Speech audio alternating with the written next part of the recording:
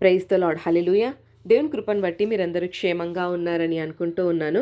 ఈ క్రిస్మస్ దినాలలో మనం అందరం ఉన్నాం కదండీ! మరి పండుగ దినములలో కొందరేమో పండుగను ఎంతో ఘనంగా చేసుకోవాలి అని హడావిడి చేసేవాళ్ళు కొందరుండొచ్చు. అసలు ఈ యొక్క పండుగ డేట్ బైబిల్‌లో ఎక్కడ మెన్షన్ చేయబడింది అని పండుగ చేసుకోకూడదని వాదించేవారు ఇంకొంతమంది. సరే, ప్రతి సంవత్సరం వచ్చిపోతుంటది గదా! ఈ పండుగ గురించి అంత ఆలోచించాల్సిన పని లేదు, పెద్ద ఫోకస్ చేయాల్సిన పని లేదు అని లైట్ తీసుకునే వాళ్ళు ఇంకొంతమందుంటారు. ఇంకొంతమందుంటారు కనీసము ఈ పండగకైనా దేవుడు ఏమైనా మాకు అద్భుతం చేస్తాడా? మా కష్టాలు తీరుతాయా? మాకు మంచి రోజులొస్తాయా? మా బ్రతుకుల్లో ఆనందం నిండుతుందా? అని ఎదురు చూసేవాళ్ళు ఇంకొంతమందుంటారు. కానీ యేసయ్య ఎందుకు ఈ లోకానికి వచ్చాడు అంటే, యెషయా గ్రంథం 61వ అధ్యాయం మొదటి 2 వచనాలను మనం గమనించినట్లయితే, ఆయన చెరలోనున్న వారికి విడుదలను, బంధింపబడిన వారికి విముక్తిని ప్రకటించుటకు వచ్చెను అని. హల్లెలూయా. దేవుని నామానికి మహిమ కలుగును గాక. ఈరోజు బాహ్య సంబంధమైన చెరలో నువ్వు ఉండకపోవచ్చు. నీ చేతులకి కాళ్ళకి ఒక బాహ్య సంబంధమైన బంధకాలు ఉండకపోవచ్చు. కానీ నీ జీవితంలో ఏవి బంధకాలు, ఏది చెరలో ఉన్న అనుభవము నీ జీవితంలో అంటే, ఏదైతే నీ దేవుణ్ణి మనస్ఫూర్తిగా ఆరాధించకుండా, ఆయన దగ్గరకు నువ్వు వెళ్ళకుండా, ఏ పరిస్థితి అయితే నీకు అడ్డం పడుతుందో, హృదయపూర్వకంగా దేవుణ్ణి ఆరాధించకుండా, పూర్ణ హృదయంతో, పూర్ణ మనసుతో ఆయన సన్నిధికి చేరకుండా, ఏ యొక్క పరిస్థితి అయితే నీకు నీ దేవునికి అడ్డం పడుతుందో, అదే నీ జీవితంలో బంధకం. క్రీస్తు అనుగ్రహించు స్వాతంత్రాన్ని అనుభవించకుండా చేస్తున్న ఏ స్థితి అయినప్పటికీ అదే నీ జీవితంలో ఒక చెర. అది అనారోగ్యం కావచ్చు, లేకుంటే అప్పుల సమస్యలు కావచ్చు, నువ్వు వెళ్తూ ఉన్న మెంటల్ టెన్షన్స్ అవ్వచ్చు, అదొక స్ట్రెస్ కానీ, శోధనలు ఏవైనప్పటికీ, కష్టాలు, అపవాది కట్లు, లేదా ఈవెన్ మనుషుల ప్రవర్తన అయి ఉండొచ్చు. వీటన్నిటి వల్ల వచ్చే బాధ నీ జీవితంలో ఒక బంధకంలాగా, చెరసాలలో ఉన్న అనుభవంలాగా ఉన్నట్లుగా నీకుందేమో. 137వ కీర్తనలో ఇలా రాయబడి ఉంటుంది. భక్తుడు రాస్తాడు, మా పరిస్థితి ఎలా ఉంది అంటే, అన్యుల దేశంలో చెరసాలలో మేమున్నాం. బంధింపబడిన ప్రజల మధ్య కీర్తన పాడమంటే మేము ఎలా పాడగలము, మేము ఎలా దేవుని మహిమపరచగలము అన్నట్లుగా నీ పరిస్థితి ఉందేమో. యాకోబు పత్రిక 5వ అధ్యాయంలో, మీలో ఎవరికైనా సంతోషం కలిగిన వారు పాటలు పాడవలన అని ఉంటుంది. సంతోషం కలిగిన వారు పాటలు పాడతారు. మా జీవితంలో ఏ సంతోషం లేదు, ఏ యొక్క ఆనందం లేదు, పైకి నవ్వుతూ ఉన్నాము అంతే, కానీ హృదయం నిండా ఎంతో దుఃఖముతో వేదన కలిగి ఉన్నాము అన్న ఒక పరిస్థితి ఈరోజు నీకుందేమో.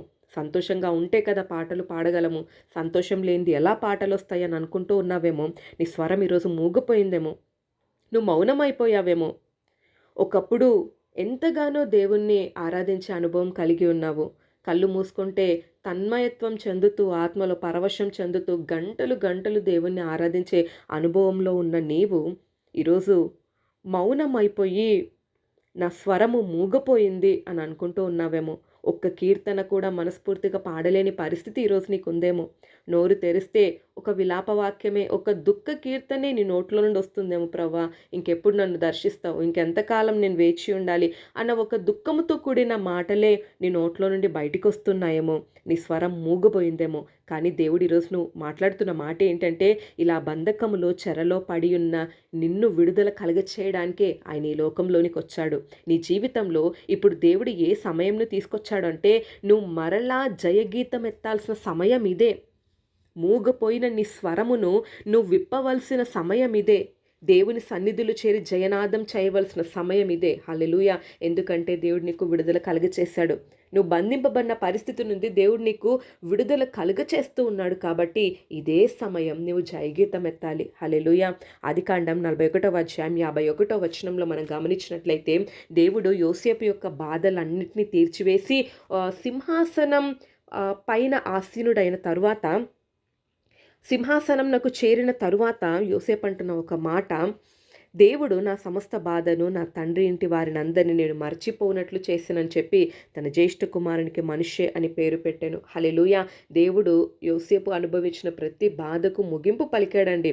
అతని సమస్త బాధను మర్చిపోనట్లుగా చేశాడు అని కృతజ్ఞతతో తన కుమారునికి మనిషే అని పేరు పెట్టుకున్నాడు. అంతేకాకుండా 126వ కీర్తన మొదటి 2 వచనాలు మనం చూస్తే, సియోనుకు తిరిగి వచ్చిన వారిని యెహోవా చెరలో నుండి రప్పించినప్పుడు మనం కలకరిన వారి వలె ఉంటిమి. మన నోటి నిండా నవ్వుండెను, మన నాలుక ఆనంద గానంతో నిండి ఉండెను. హల్లెలూయా. దేవుని నామానికి మహిమ కలుగును గాక.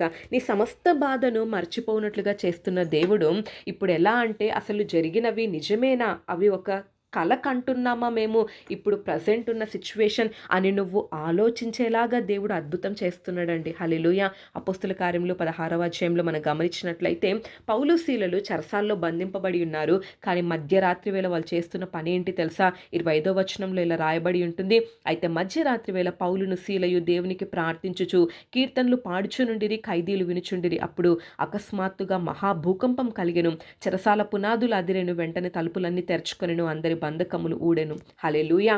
చూడండి, పౌలు శీల మేము చెరసాలలో ఉన్నామే అని మౌనంగా కూర్చోలేదు, కానీ వాళ్ళున్న చెరసాలలోనే దేవుని స్తుతించడం ప్రారంభించారు, కీర్తనలు పాడడం ప్రారంభించారు.